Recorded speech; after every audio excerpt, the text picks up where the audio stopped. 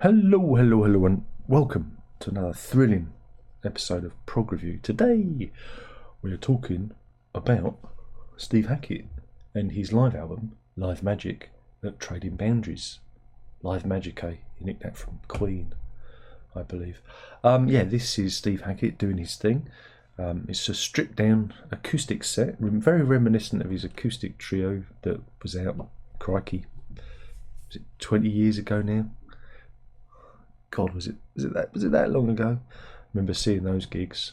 I think I've got the CD somewhere up there. Got the probably about. Oh no, let me see. It's probably about there, just after the Genesis stuff. It's probably just about there.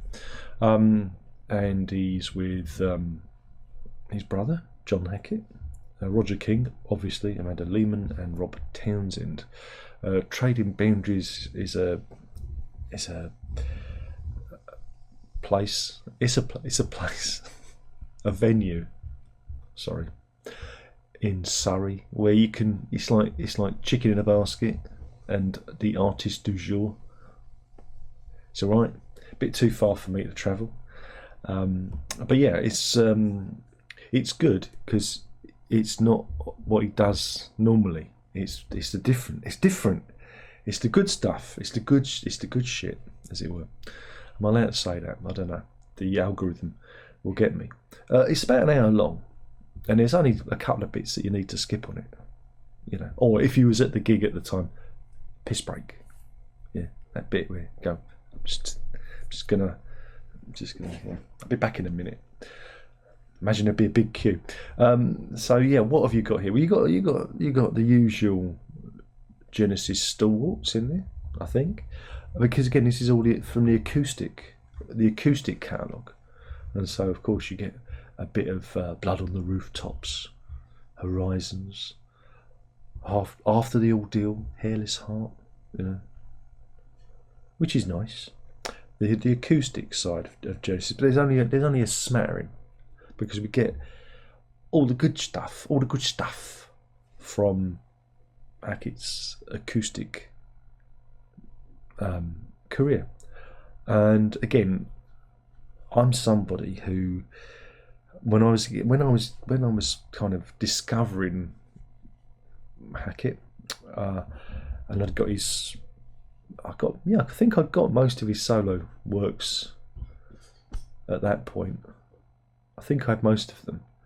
The new album that was coming out was Momentum, which again is an acoustic album, and that one I just played to death, and that's why I kind of like him as an acoustic player. I think when he does that, it shows you the quality of his playing, because he does stuff there that some of the other prog guitar people from other bands can't do.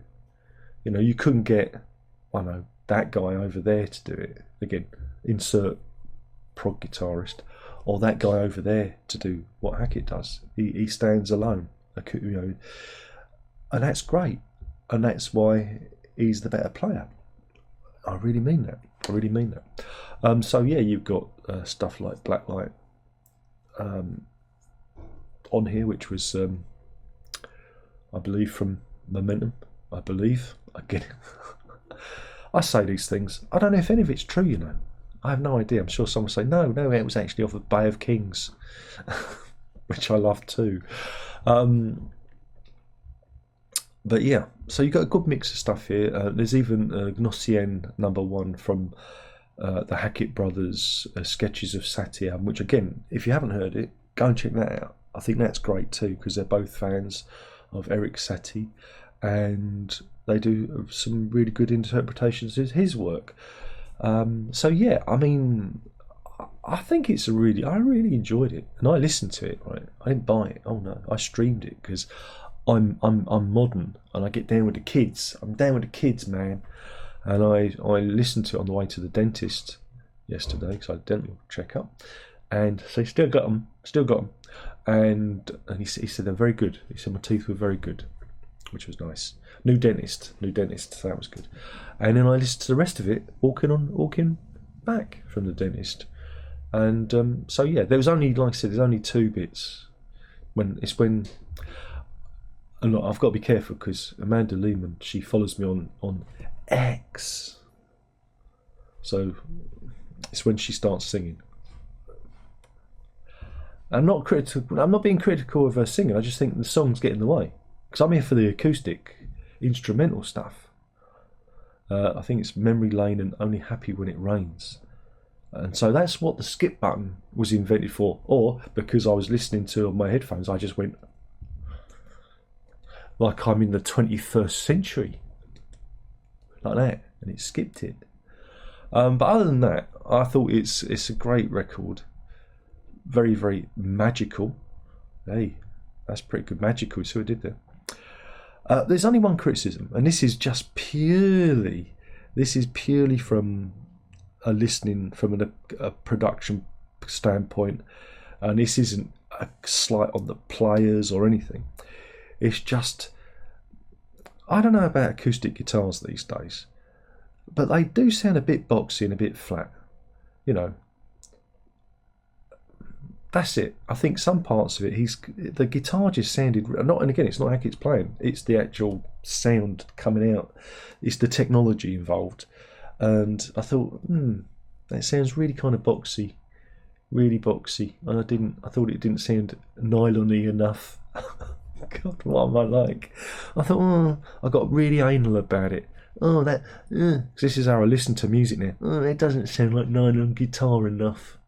But that's just, again, it's nothing to do with the playing. It's just, I think it's the technology involved. Whatever preamp was in the guitar or how it was mic'd, I think it didn't really capture that liveness of an. Because again, if you know anything about nylon guitar, they're very, very active instruments, and again, the slightest movement can make them sing or squeak or pop, you know. And they sounded a bit deadened to me. But again, I'm being anal. Ignore this bit. Go and listen to it because it's really good. I really enjoyed it. It's his best release since the live trio stuff he did 20 years ago. And I think this is the purest form of Hackett. Forget the rock stuff he does, which is boring. He's boring in comparison. I find it utterly boring and bereft of life or ideas. This is the good stuff. I know a lot of it is playing, but it's, again, different arrangements. It's different arrangements. I'm talking about when he does the Genesis redoings. That's what I'm talking about. Talk about the Genesis redoings. I've got to make myself clear. That's what I'm talking about. When he does the Genesis all over, no more Genesis. But when he does stuff like this, and he's reinterpreting and going back to these old acoustic numbers, and again, electric pieces that are done acoustically, I think it is magical. I think it's really, really good, and it really brings a new perspective to the music, and I think that is of value, and I really enjoy that stuff. And this shows you his strengths, because melody, those old melodies, you know, those old melodies from the oldie days, like, I mean, Jacuzzi is great. I love Jacuzzi, and the other ones that there are names I couldn't say, but you've all got your favourites, you know. It's those romanticised melodies that really stand out, you know, and that stuff that he brought to Genesis back in the day. You hear it here in its purest form, and I think that's great. It shows you his strength as a player, right? We got that. And again, you know, I'm going to say it. I've said it before. I'm going to say it again. It's a real shame that we don't exist in a timeline where Hackett and Anthony Phillips have got together with Steve Hackett doing his 12-string stuff. And sorry, have I got it right way around? No, it's Phillips who does 12-string. Sorry. There's noises going on outside that I can hear. Hopefully the microphone isn't picking up, because I live in a house full of people who move and don't sit still, and it distracts me because I'm not a proper YouTuber. But yeah, to have an album, I'll edit this out. I would never upload it with any mistakes in. But then what would the people in the comment section do if everything was absolutely accurate? They'd have nothing to bitch and moan about, would they? would they? But yeah, I would love to have a Hackett Phillips album with Anthony Phillips doing his 12-string thing and Hackett doing his nylon 6-string stuff, and that would be a wonderful thing. But alas, I fear the boat has gone out on that one. You know, but it would have been I've always wanted that. That's what I've always wanted. Why can't I have what I want? That's what I really want. That's what I really want in this world. Is a Steve Hackett Andy Phillips album. I think that would be a marvellous thing. But it's probably a bit too late for that.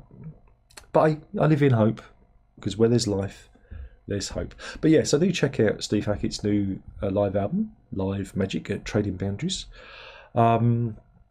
Maybe you can set up a little table with a little chintz cloth and a candle on it, and I don't know, have a chicken pot noodle, that'll do. And you can recreate what it was like at Trading Boundaries. But a good thing is you can pause it and have a piss. You don't have to wait for Memory Lane or Only Happy When It Rains to come on before you nip off to the bathroom. Being cheeky. I'm so cheeky. I'm very, very cheeky. But yeah, I liked it. I loved it. I thought it was good fun. And well worth listening to, whether you buy it or stream it. You choose your format. I streamed it because I wanted to listen to it on the way to the dentist, to take my mind off of things, and it did. It succeeded there. And thank you for watching. This is another tiresome and boring review of something you've probably already listened to, and you've just come here to have everything, your whole world view justified. I agree with Darren, and that's why I come here. Or maybe you're really angry and you just want to tell me how much you hate me.